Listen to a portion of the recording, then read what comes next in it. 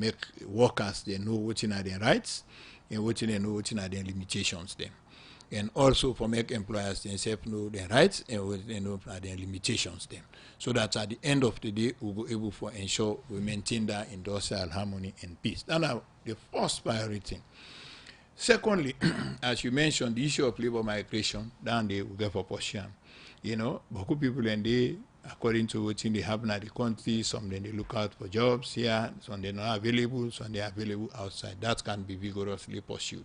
We use all we tax for make we able for make sure say work towards that. However, push hard the issue of ratification of them lost their way, they don't try for amend. That is to say the Industrial Relations Act, the Workers' Compensation Act, all of them are in the hold on the law officers department now for work seriously for make we see the aspect then they can. But most importantly, which I get for concentrate now the Ministry of Labor this time now for make sure say we work on data. You see, data and data. In the Ministry of Education before left the what you able for achieve now for get the education data hub. Where it be say you click at the education website, you'll be able for know size school day, how many picking and day, how many teachers then day, all of this. So over the years, I think say as a nation, we don't miss the trajectory. This time around, watching the Ministry of Labor, they push very hard with with the other ministries as well as the statistics for make sure say at chiefdom level, we're able for maintain accurate data as to the number of people within that particular chiefdom. Out of them people in the, how many of them people in the they go school? That is to say, from the pre-primary to primary, JSS to senior secondary, as well as to university, if there is any or tertiary institution at that chiefdom. If it not exist, we don't know. So that it fall within we mandate on a manpower planning and human resource development.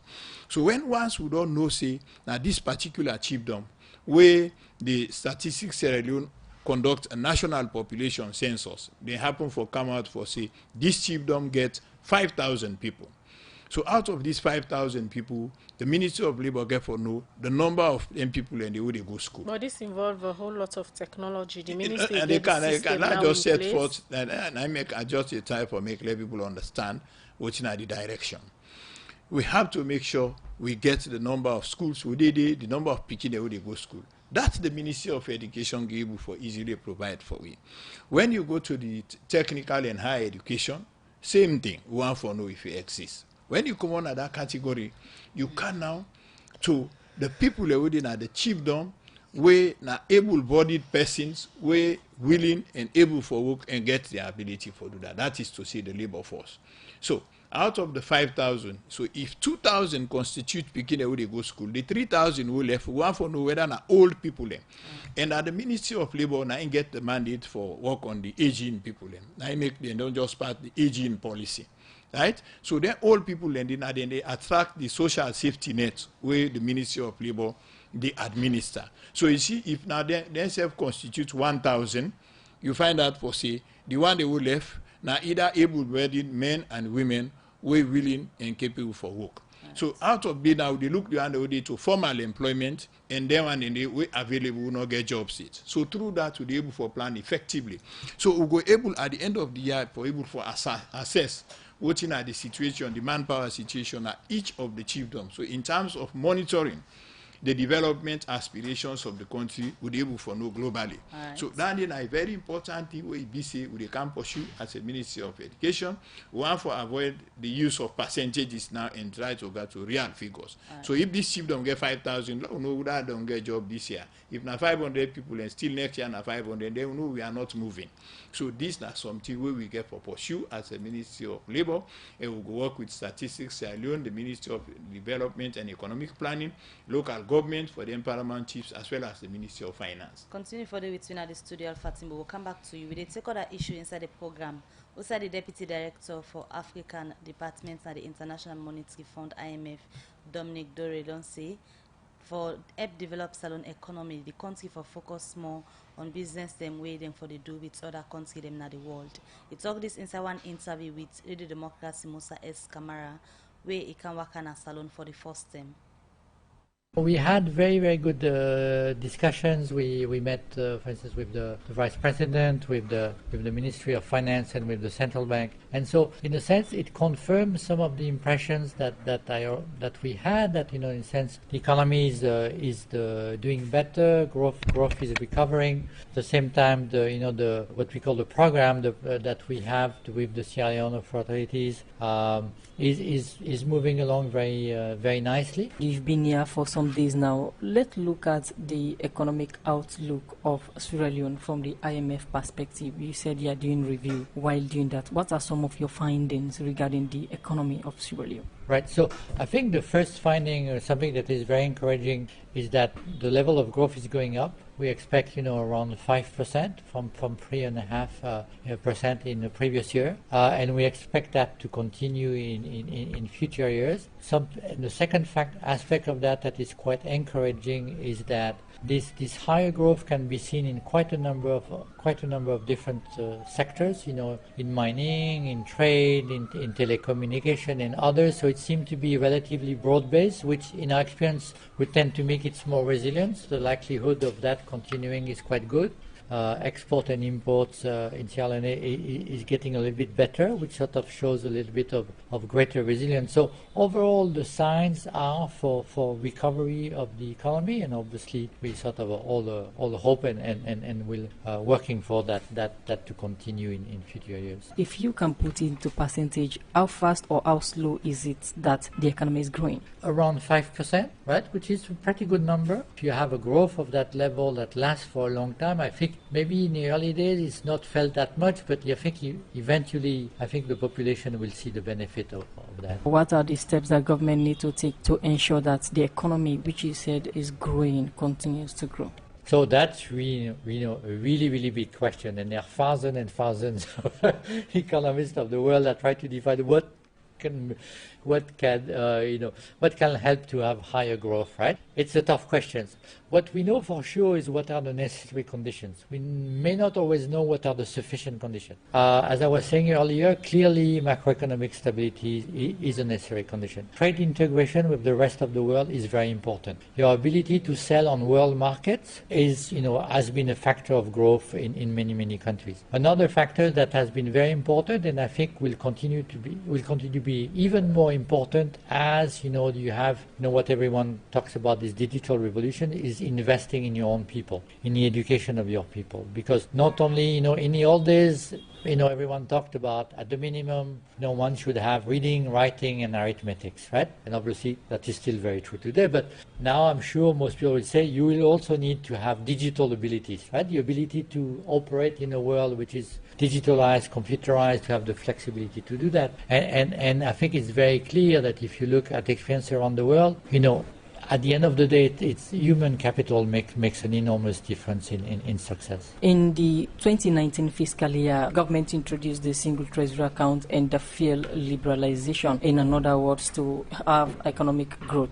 Do you think these policies or this move by government has any impact to the economy? Yeah, I think it can have a very big impact. So if you think about it, maybe the best way to think about it is this, right? In a country like Sierra Leone, but it's true also for many countries, public resources are very scarce and very limited. In that context, it's really important to use every leon that the government gets in the best possible way, in the most efficient way. And this reform, partly the Treasury single account, they are part of a whole system of trying to ensure that the resources are really spent in the best possible way. That they are not sort of resources that are sitting idle somewhere, or that they are basically kept in some pocket and may not be used for the highest priorities. That, for instance, if you move all of your funds to one, a single account, what's called a single account, then it allows the Treasury to say, okay, we have all of these resources, and then our top priorities are education, health, and then we can really direct our resources to this amount. These policies that the government introduced in 2019 fiscal year, are they in line with the IMF conditionalities or targets? Yeah, absolutely. I wouldn't sort of just say conditionality, but in a sense more just in line, I think, with sort of the best practice that we have seen in the years. In a sense, the experience that we and our experts have gained looking at experience in Africa and across the world of, what makes for good public finances and what makes for, an orderly budget process, a transparent budget process, a clear sense of, how much money is there to spend, what are we going to spend on, and hopefully then keep moving into maybe the next step eventually down the road is then try to measure the result and say, okay, we spent so much, what result do we get? Are we happy with the results? Can we do better? And you have sort of, you create basically a virtuous circles of evaluations and then prioritization. In the last economic outlook of the country, it shows the issue of economic depression and high debts. Where Sierra Leone stands as it is now. So, the debt in Sierra Leone has increased. And in our classifications, it classified as at high risk of debt distress. Right? What does that mean? Does it mean that it is in difficulties now? It is not, but it means that one has to be careful about what to do next, making sure that one increased the amount of revenue so that more of the expenditures is paid by own revenue than is paid by debt, that the additional amount of debt that is contracted is a reasonable level so that then over time the level of debt, instead of continuing to rise, sort of stabilize first and then goes down. That's now the IMF Deputy Director for African Department, now the International Monetary Fund, Dominic Dorelli, will talk on the interview with Musa S. Kamara. We continue with the program. Good morning, Salon. And now they look at text message them where una don't send inside the program this morning. The first one they come out from David McJan, our Facebook page. They say, "Hi, Mr. Minister, you are talking about human capital. Statistics Sierra Leone, which is our national accounting system, does not have the solid technology and financial resources to do this in real time. How will you position your ministry to partner with companies like us to provide the digital economy infrastructure to provide human capital graphs and socio-economic graph? It's a combination of software, hardware, satellite, and space technology interwoven on a single mobile hardware with financial service gateway." All right, this other message is, Mr. Minister, do you think the 600,000 minimum wage is good for your fellow Sierra Leoneans, taking into consideration the high cost of living? Samuel Godrich, INSAI. For Mohamed Kagun, our Facebook page, they say labor is the most underrated ministry in this country and full of corrupt people. Anti-corruption needs to investigate that ministry. This other one says, Mr. Minister, will you revisit the issues between Shandong Company and former senior staff? This one, no, they come out from Abu Bakar Thoronkana Hill Station. They say, "Thank you so much, my minister, for sounding very confident in responding to every question, which clearly shows how mature enough you are to head that ministry. Keep moving forward. I pray Allah continue to give you more wisdom and understanding." This other message, they say, Mr. Minister, our labor laws are still questionable as a result of alarming rates of labor challenges still continue. We hope they will look into the concerns of the said workers. Come out from Mystic. From Enze Amara on our Facebook page, they say it may be useful to extend the aim of historical analogy to another classic case study, one with a quite different result than Watergate. SLPP naming President Bio and VP Jallow as party leader and deputy, respectively, is the broad array of modern democratic practice and reservation. Congratulations, HCBO and Vice, on your new role. Hope you stay successful and live when due. All right, this other one says, Mr. Minister, the private security industry has serious issues with compliance, from minimum wage to NACIT and general condition of service. The few companies that are complying are not happy with the 90% of the others that are not complying, as this is creating an unequal playing field. Those that are not complying are able to operate because of lack of monitoring and enforcement from the ministry. MDAs, UN bodies, and other prominent institutions prefer to do business with those non-compliant security companies because of their low asking price for their services. They can afford to charge these low prices because of their non-compliance. All right, the last message where they read for now, it is where they come out from Abu B. Kamara on our Facebook page. They say the IMF is part of our problem, not even answering the questions clearly. And from that message, and they will come over to the minister now for response to concerns them. And from the message, and we see issues still come with some private companies and we not comply with the minimum wage. Mr. Minister. Thank you very much. I want to tell you, and they will send text them plenty. Thank you. The one who first mentioned about the digital economy, I would really want to get in contact. If you get an email address, you can contact me. Now, my email address aotimbo@gmail.com or the Ministry of Labor, Social Security and Industrial Relations email. So I go really want to talk with her more, because what you talk now, some of the things that we really plan for do. We get for work with the DSTI and other local people that we get expertise for able for develop the systems for make we able achieve that one day. That is very important. On the issue of the minimum wage, whether that they do, certainly not do. But this now just the minimum standards. I want to let people know, say the law make provision where the employer has the ability, he or she can offer better wages. So the minimum standards now for make them regulate, the way it be say anybody who have for take, for be below that side. So it now means say people then get the ability and not go pay better wages. So just want to let people able for contend with that. In fact, last Monday, I received a delegation of the membership of the JNNB, the Joint National Negotiating Board. By law, na the legal body we supposed for set up the minimum wage. So they can't complain, say they're not on the work it, now the Minister of Finance go announce the minimum wage. So what's in the way forward now? So I tell them, say there is no problem. If the minister announced the minimum wage, that not stop the Joint National Negotiating Board for set the standard, because there are variations in that. So we're able for the on the same page. Although in the future, I don't let them understand, see, governments where they operate will for work as partners, so that before the Minister of Finance make any pronouncement, then self can don't do their own work, then done. Then say labor is full of corrupt people. Well, and I just can't they for now.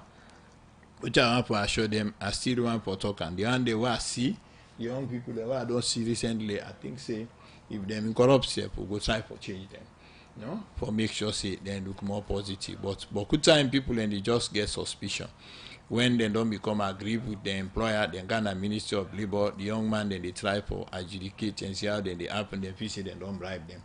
So, but these are things that we get experience for deal with. So we'll work on that. Somebody say whether they come for visit watching Shandong the issue. Then they just no time. You see, because I not go deep into that side yet, but it's possible. The other person say the labor laws are still questionable. Well, I don't know what he mean by that side. The laws they're not always adequate, but they make them as a framework for guide. We as human beings how we relate with each other in each establishment.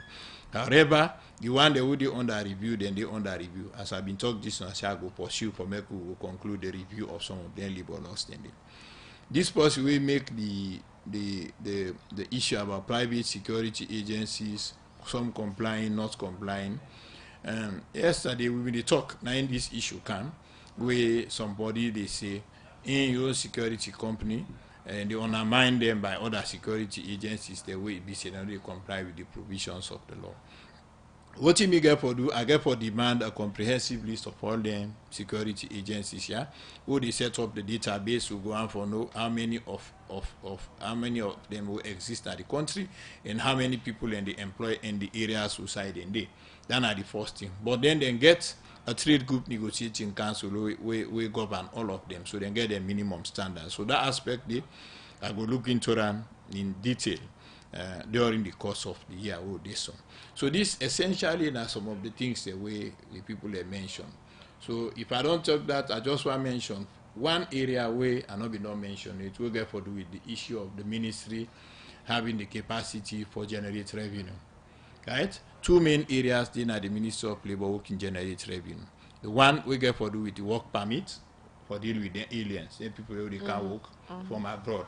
All they are the work na NGOs, they are the work na mining companies, them agricultural companies, there who they can with expatriates them.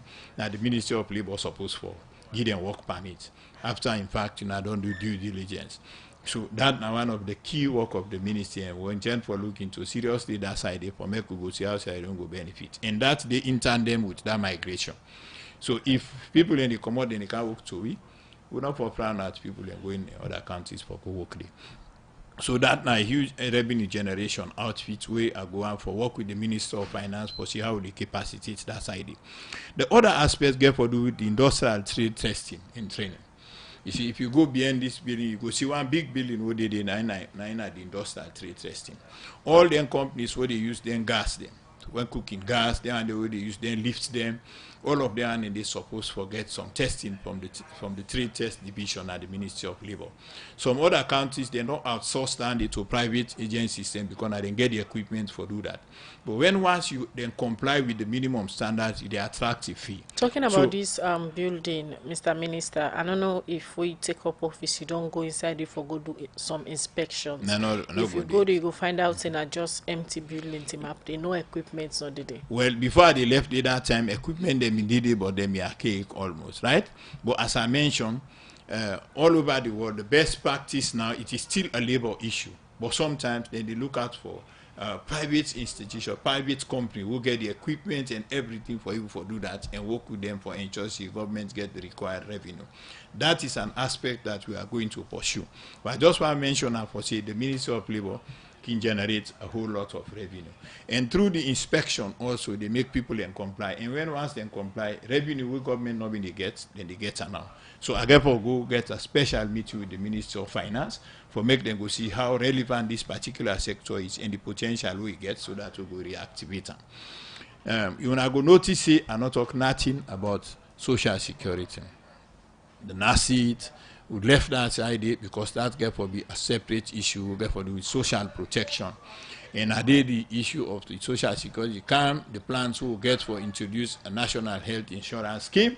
We go make sure say people them we sick, will get an issue for begin fit again for say you not get money for go hospital or that. How realistic that scheme they go be? Because before now, already government be don't introduce something where they work on at a point we see stop on the same social security scheme. Yes, because now the strategy where they mean they adopt at that time they now make go defeat an cabinet. But now that's one of the things that we be say within the first year in office, that one is supposed to make sure she can do a fruition.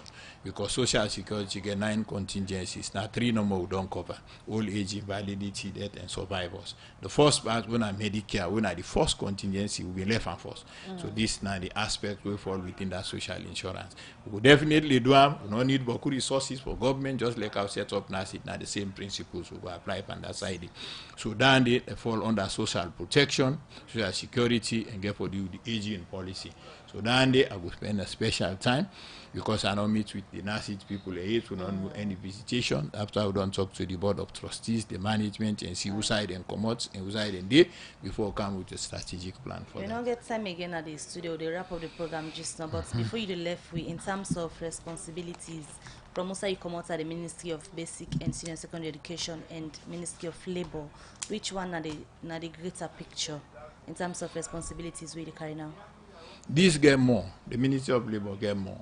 Okay. You see, why I say get more? Because the Ministry of Labor, now you know the only minister who stand in strategic position also for also deal with government. Where I mean deal with government, you are with them, but sometimes you are not with them.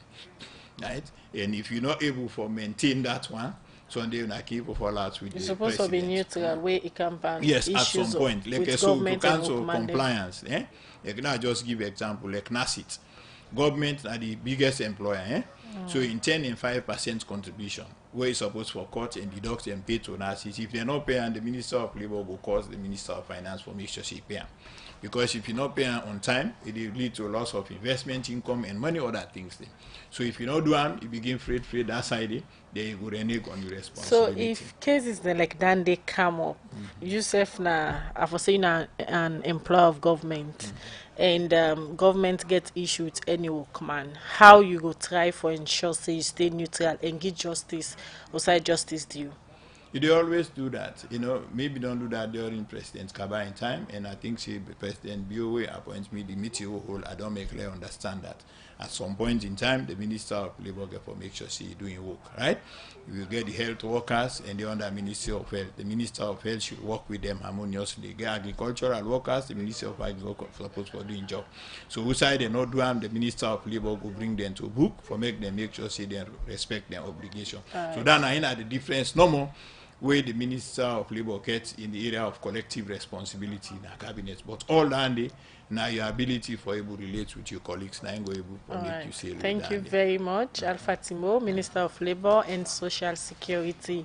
We come to the program this morning, can talk about some of the labor issues them, we did at the ministry and how you plan for solve some of them problem there. Well, now they end the program. Good morning, Salon for today edition. Alex Lawrence Koma and Michael Sambola and them produce the program. DJ Lavan and technical support. Moses Kavara and in team now they make on our watch we live now Facebook page. Mena Khadija Bangwa say have a blissful week. And Mabel Kabadi say get yourself a wonderful day. Goodbye.